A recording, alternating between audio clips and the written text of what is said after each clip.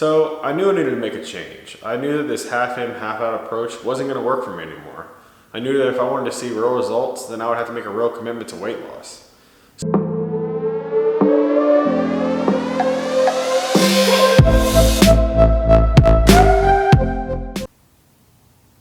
Hey everyone, welcome back to Modern Mindset.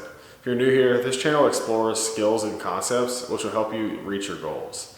This week's video is going to cover my weight loss journey and the things I learned along the way. Hopefully some of the things that I included in this video will also help you lose weight.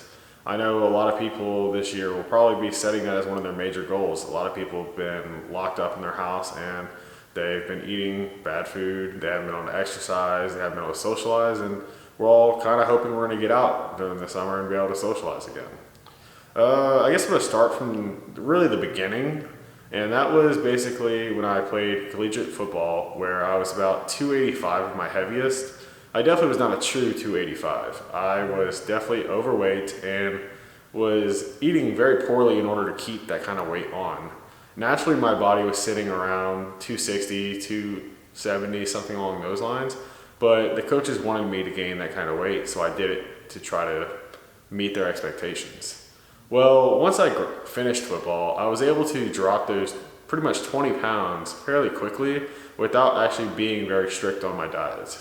I dropped to about 268, 265 while I was still in school and finishing up my last semester. But once I finished there and actually started working, I found that I was actually never able to move past those first 20 pounds. I was kind of stagnant at 265 for a pretty good amount of time. I think it was about 2 to 3 months I was stuck at 265. And I really realized that I wasn't being very intentional with what I was doing, and that was what was causing me to hit this roadblock. So I knew I needed to make a change. I knew that this half in, half out approach wasn't going to work for me anymore. I knew that if I wanted to see real results, then I would have to make a real commitment to weight loss. So I'm going to show you my first year's results from losing weight. I started in September of 2019 weighing about 268 pounds, wearing a 42-inch waist for pants and a double-X shirt. By the same time, 1 year later, for September of 2020, I was down to 215 pounds, a 32-inch waist, and a large shirt. Sadly, I was unable to learn how to grow, because I'm still short, at least in collegiate sports. Which was always sad, but if one of you can learn how to grow and teach me, I would love to watch a video on it. So to cover what I think most people came to this video to hear about, how did I actually lose 50 pounds in a year? To cover exercising in general, I did a little more than I probably needed to do. I did weight training 4 times a week as well as Brazilian Jiu-Jitsu 4 times a week. You don't really need to train that much, and I think there's also a lot of misconceptions about what you need to actually do if you are training. You don't need to get put into a trap of doing cardio for hours at a time. If that's something you enjoy doing, you can go ahead and do it. I'm really not someone who enjoys cardio. But for me, I've always done weight training with sports, and that's something I couldn't really let myself give up. I could have easily just done jiu-jitsu the entire time and been probably just as successful. I think the extra training sessions probably did allow me to get away with some poor diet choices sometimes, but I don't think it's necessarily needed for someone to exercise 8 times a week. I think most people can get away with exercising maybe 3 times a week, 2 times a week. Anything that's more than what you're doing now is going to make an improvement on your life, weight-wise and just health-wise. But one of the big things I'm going to hit home here is that no matter how much you work out, if you don't eat right, it's not going to help. You can, I guess, in some situations get away with it, but in most situations you're not, because it's much easier to eat calories than it is to burn calories. I can go to Sonic and order a large blast right now for 1,400 calories and eat it within an hour. It's going to take me hours of working out to end up burning that many calories. Whenever I do weights for an hour and a half, that's maybe 500 calories. So I'd have to work out in that respect probably 4.5 to 6 hours a day to burn off just that. So that's one of the biggest things, is don't get trapped into doing cardio all the time. Find something that you actually enjoy doing. It could be playing tennis. It could be jogging with your dog. It can just be going outside and running in the backyard with your kids. just doing more than what you're doing now is just supposed to help you health-wise. It doesn't have to necessarily be the biggest thing that contributes to your weight loss. So to give a high-level overview of my diet during this first year, I'm just going to cover the core principles. I don't think you should necessarily follow exactly what I did, but I was successful with this and my body had a positive reaction to these type of practices. So the first thing was I started doing intermediate fasting and only ate between the hours of 8 and 4. I at first struggled with this just from a snacking perspective. During college I snacked all the time and stuff like that with sports and just eating for stress. And it was rough at the beginning, but I was able to adapt to it and never really had those urges once I got over it in the first week or two. The next thing I did a low carb diet. I'm not gonna say it's the best one. There's plenty of other ones. They got paleo, keto, vegan, carnivore. It's something that you should look at yourself and see how your body reacts and what you're looking for, because nutrition is a very complex thing and I'm not really gonna get too deep into it because I'm not super familiar with all the scientific stuff about it. And I don't want to give you the wrong information. The other thing I really focused on was eating at a caloric deficit without actually being a calorie counter. I basically just got a high level count of the amount of calories I should eat in a day and was just very cognizant of the type of calories I brought in. So a soda is going to be 200 to 300 calories. I don't want that. That's not worth drinking to me. Like, it's just not worth it. It's not healthy in general, but it's also just not worth that many calories. So I would cater my meals to be better for me and also not be super calorie dense. But you can't starve yourself. You have to be satiated so that you don't keep snacking like I used to. So I would just be much more intentional with what I ate. I would make sure I did meal prepping, where I would bring lunch to work before the virus and all that kind of stuff happened. And I made sure that I would do this because it set me up for success. Having all these meals pre-made made it so that I didn't have an excuse to go and walk to the Subway down the street or go pick up food on the way home. I had the food already ready at home and it was dedicated to those meals. So one thing I think that most people don't really talk about is cheat meals. And I think that they are perfectly fine, but it really depends on where you are in your weight loss. So if you have a whole bunch of weight to lose, you can get away with eating much worse food. So I had 50 pounds, so I was able to go and get Sonic ice cream for my cheat meals. But if you only have 10 to 20 pounds to lose, you're gonna see the effects of eating that kind of bad food much worse than I did. That's just something to think about going forward. It's really based off of what you have left to lose and what your goals are and how fast you want to lose weight. Because having these kind of cheat meals do set you back a day or two.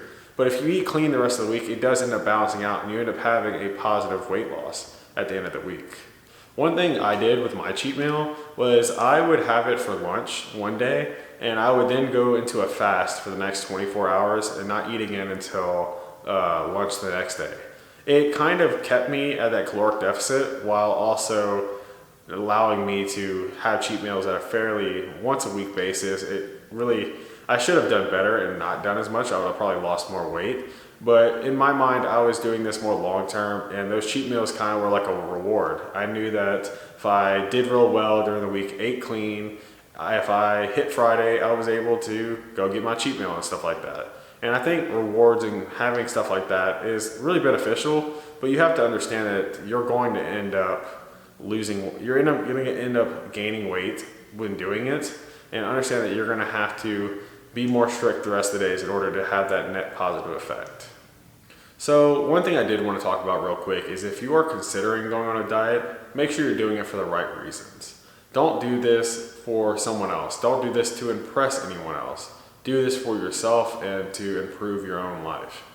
There are going to be a lot of ups and downs when it comes to weight loss, and in the end, if you don't really do it for yourself, whenever you hit these plateaus, you're much more likely to quit.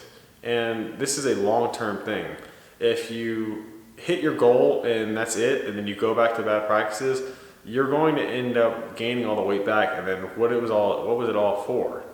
You have to understand that this is something that's going to change your life in a positive way. So hopefully you're doing it for the right reasons, and here are some of the tips that I came up with from my experiences. Probably the number one thing I think I would suggest is tracking your weight. I weigh myself once to twice a day, but you have to understand that your weight is determined by a lot of factors. It could be something you ate, something you didn't eat. Your body reacts chemically to a lot of different things, such as water weight's gonna change. Are you on an empty stomach and stuff like that? You have to understand that your weight's gonna change, and I can actually show you that kind of progress right here. So if you look at this graph, you can see that over the year, it looks like a fairly steady line outside of whenever the virus hit. You can see that I started being undisciplined and eating bad food again and gained weight. But as the line keeps going, you can see that it actually increases and I start losing a lot of weight towards the end. But what most people don't talk about is this graph. You can see the daily progress of my weight and how it fluctuates very rapidly between days and weeks. You are going to see these weird spikes randomly, and you have to understand that it's going to be a progress. What you really want to focus on is the net positive effect. You want to make sure that you are still going in the right route over a week, over a month. You don't need to focus on the day-to-day progress, but you still, I feel like you should still weigh yourself just to know where you're at. But that's just me. You could get away with just weighing yourself every week, but I found that I was able to understand exactly where I was by weighing myself every day. So one thing I found beneficial when it comes to portion sizes is finding smaller plates and smaller bowls. You are automatically going to think consciously that you are eating a full plate even though it's smaller. Whenever you have these giant plates, you typically just add more and more food until you can't see the plate anymore. And that makes you overeat, where you would be simply full with just a smaller plate. Another tip is you have to be consistent. You have to understand that if you're only dieting once or twice a week and then the other days you're eating really bad, it's not going to work. You have to be consistent and you have to be intentional with what you're doing. You have to understand that it's part of the progress, and that if you really want to see results, the more strict you are on yourself, the better progress you're going to have. But at the same time, it has to be an intentional everyday thing. You should make this a daily habit that makes you successful. So if you're someone who can't get up in the morning to go work out, or you're someone that can't wake up to an alarm, so set multiple alarms. It's in case you snooze one or you turn off one. If you're someone who can't get out of bed even though you have an alarm, put the phone across the room and make yourself get up. If you can get up and get back in bed after, I guess you failed that day and you're gonna have to try again tomorrow. So it's really about setting yourself up for success by being consistent and being intentional. Have a set plan of when you're gonna work out and what you're gonna eat. Because if you just kind of go into things thinking that, oh, I'll wing it, I'll figure out when I have time, you'll make excuses. Maybe you're watching Netflix. Maybe you have to go spend time with your kids or something like that. If you have a dedicated time to go work out, you can't ever make that real excuse anymore. I do it in the morning because at night I always do jiu-jitsu. But maybe that's something you don't have to worry about. Maybe night workouts are better for you. It's all about you and what works, and making sure that it's a part of your everyday life at that point, because it's long term, like I said. You have to make sure that this is what you're going to do the rest of your life, or you're just going to fall back into bad habits. Another reason I wanted to make this video was I wanted to declare my goal for this year, for September 2021. I'm looking at trying to get to 195 pounds with 12% body fat.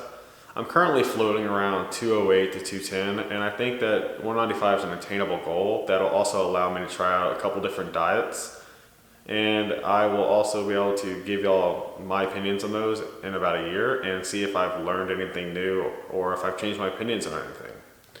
If y'all found this video informative or entertaining, leave a like, subscribe, and if you have any questions or content that you want me to make, leave a comment down below. And I wanted to leave y'all with one last message. If you're not going to take your first step towards your goal, then it's just going to be another excuse tomorrow. Thank you for watching, and see you next week on Modern Mindset.